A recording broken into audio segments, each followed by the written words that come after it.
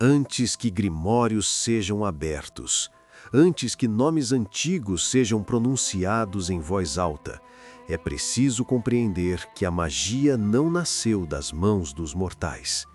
Ela precede os próprios mortais. Muito antes das academias, das ordens arcanas e das disputas entre domínios, houve o despertar.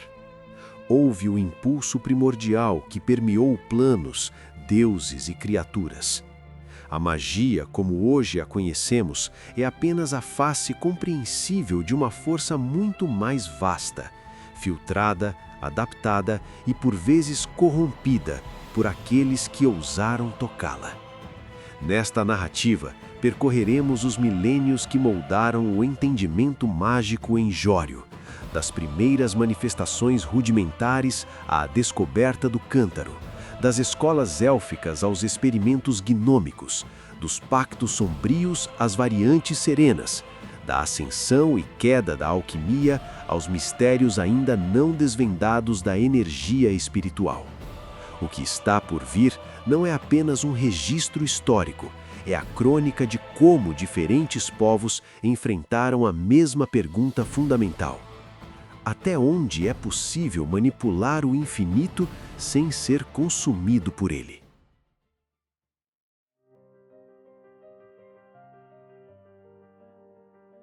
Magia é um fenômeno gerado a partir da energia cósmica, um impulso supremo presente no mundo desde os seus primórdios. Quando o Zimbório despertou, liberou a energia acumulada durante o incontável tempo em que permaneceu sonhando.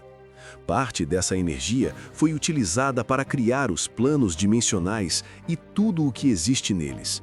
Assim, essa carga impregnou-se em cada fragmento das coisas físicas e imateriais do mundo, permitindo que os deuses, os primeiros seres vivos criados, pudessem utilizá-la e, com o passar dos milênios, outras criaturas também aprenderam a manipulá-la.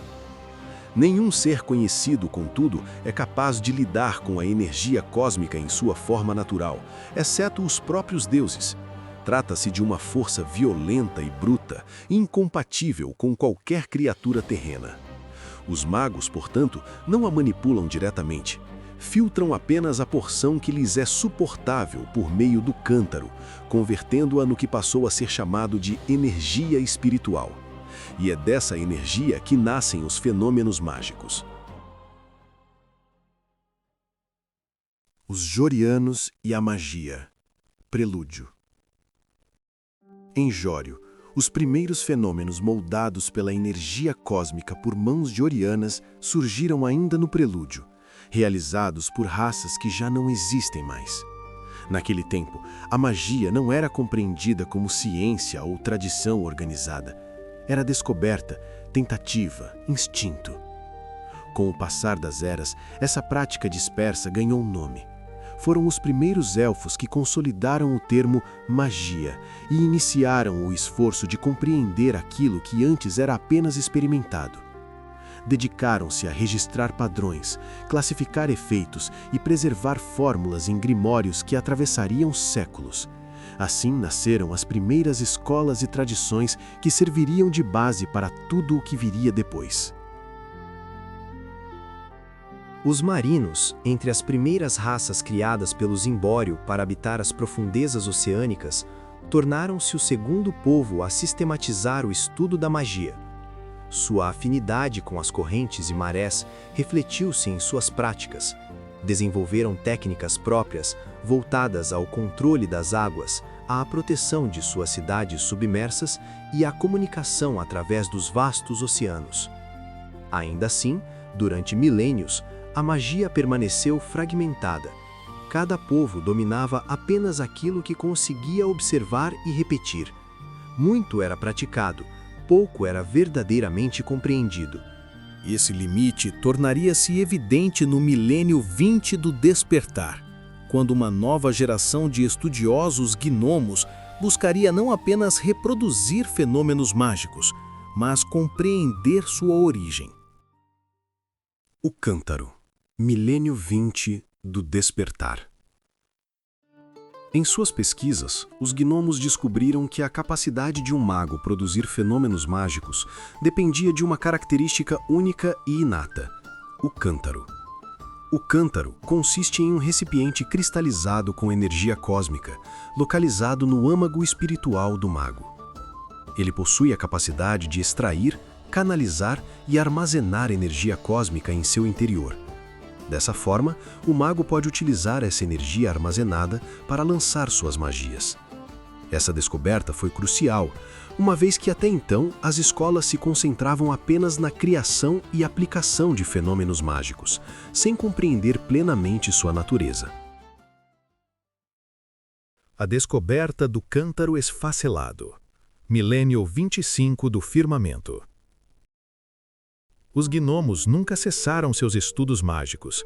Entretanto, o próximo grande avanço na área veio dos humanos no milênio 25 do firmamento. Até então, acreditava-se que a capacidade de produzir fenômenos mágicos dependia da presença de um cântaro plenamente formado no âmago espiritual do indivíduo. Supunha-se que aqueles incapazes de lançar magias simplesmente não possuíam tal núcleo. Contudo, os estudos humanos revelaram algo inquietante. Muitos seres considerados comuns possuíam um cântaro em seu interior, mas eram incapazes de utilizá-lo. A limitação não estava na ausência do núcleo, mas em sua condição. Isso ocorria porque, em muitos indivíduos, o cântaro não se cristalizava por completo e ainda nos primeiros anos de vida, trincava-se de forma irreversível, impedindo que aquele ser produzisse fenômenos mágicos. Ainda assim, os humanos demonstraram grande engenhosidade e, ao longo do tempo, desenvolveram métodos que permitiam o uso do cântaro esfacelado. Com essa compreensão, tornou-se inevitável distinguir aqueles cujos cântaros permaneciam íntegros daqueles marcados pela fratura cristalina. Foi nesse contexto que surgiu a primeira grande classificação dos domínios mágicos. De um lado, o domínio divino, exercido por magos portadores de cântaro perfeito, cuja condução da energia espiritual ocorria com estabilidade e harmonia. De outro, o domínio arcano, praticado por aqueles que, mesmo com o cântaro esfacelado, aprenderam a forçar e controlar a energia por meio do próprio esforço vital. Uso perigoso do cântaro. Milênio 25 do firmamento. O uso do cântaro esfacelado para produzir fenômenos mágicos tornou-se uma tarefa extremamente desafiadora e muitas vezes trágica. Por não ter força suficiente para extrair e canalizar a energia cósmica do ambiente e conseguir armazenar apenas uma quantidade ínfima dessa energia, o cântaro esfacelado exigia um esforço brutal do mago, obrigando-o a ceder parte de sua própria vitalidade para completar o processo. Domínio sobre o cântaro esfacelado. Milênio 25 do firmamento. Os estudos sobre o cântaro esfacelado aprofundaram-se ao longo do tempo até que, ainda sob o domínio dos humanos, surgiu o grupo destinado a produzir fenômenos mágicos com o uso do cântaro imperfeito, os arcanos. A necessidade de ceder vitalidade em troca das habilidades mágicas nunca foi eliminada.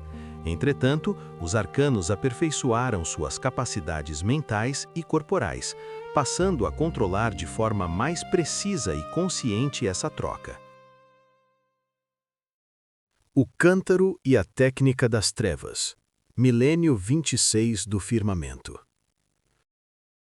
1000 anos após as revelações humanas acerca do cântaro, uma vertente distinta emergiu, não como continuação daquela descoberta, mas como exploração paralela da mesma fragilidade.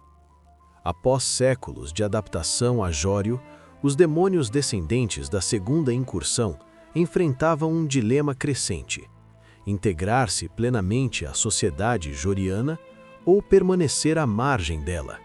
Enquanto alguns encontravam espaço entre os povos do continente, outros acumulavam ressentimento e ambição. Foi entre esses dissidentes que surgiu uma nova forma de utilizar o cântaro esfacelado. Guiados por Gafizan, que mais tarde seria conhecido como Senhor dos Desejos, esses demônios perceberam algo que passara desapercebido aos estudiosos humanos. As fissuras do núcleo cristalino não representavam apenas limitação, mas abertura. O cântaro trincado, instável para filtrar a energia cósmica, mostrava-se sensível a ressonâncias além dos planos conhecidos. Assim, descobriram que podiam estabelecer comunicação com entidades de Orcorum, o plano sombrio, e ocasionalmente com seres de inclinação sombria presentes em outros planos. O cântaro esfacelado funcionava como uma antena espiritual, capaz de sintonizar forças cujo caráter se alinhava à escuridão.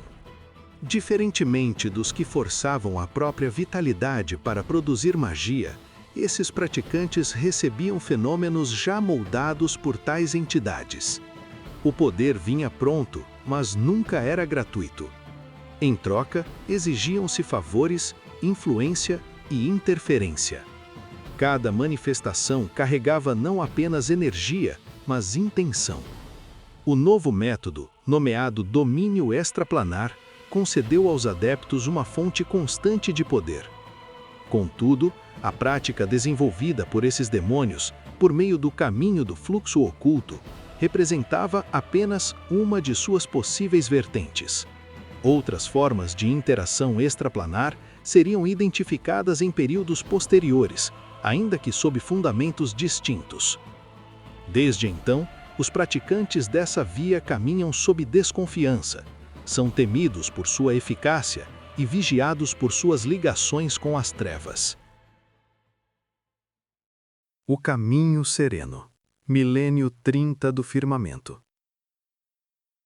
No milênio 30 do Firmamento, os Eladrins, habitantes da ilha flutuante de Haxivar, apresentaram sua própria interpretação das possibilidades abertas pelo cântaro esfacelado.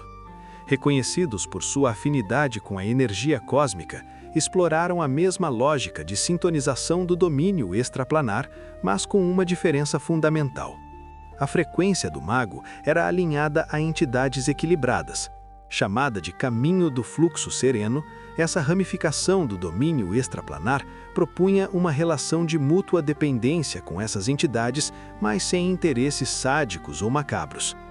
Em vez de estabelecer vínculos com forças sinistras de Orcorum e outros planos, os Eladrins alinharam seus cântaros a seres íntegros, conhecidos como luminares, entidades cuja inclinação favorecia equilíbrio, preservação e ordem. Diferentemente dos magos do caminho oculto, os praticantes do caminho do fluxo sereno vinculavam-se a entidades de inclinação essencialmente benevolente. As tarefas exigidas pelos luminares eram quase sempre voltadas ao benefício mútuo, como curar os doentes, proteger os inocentes e restaurar o equilíbrio natural.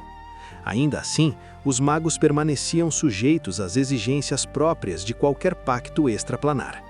Essa relação dependente, porém harmoniosa, permitiu que os Eladrins usassem seus poderes de maneira segura e altruísta, ganhando o respeito e a admiração de outras raças em Jório. No próximo episódio, a história da magia em Jório entrará em um de seus capítulos mais ambiciosos e também mais perigosos. Veremos o surgimento do último domínio mágico, a alquimia. O conhecimento que uniu magia e ciência na tentativa de obter ouro por meio da transmutação e até de dominar os segredos da própria vida. Mas também testemunharemos o desastre que quase destruiu uma das maiores escolas de conhecimento do mundo, o nascimento dos homúnculos e a tragédia que se seguiu. Entre novas escolas alquímicas, transmutadores modernos e os arcanistas da técnica reativa, o destino da magia voltará a ser testado.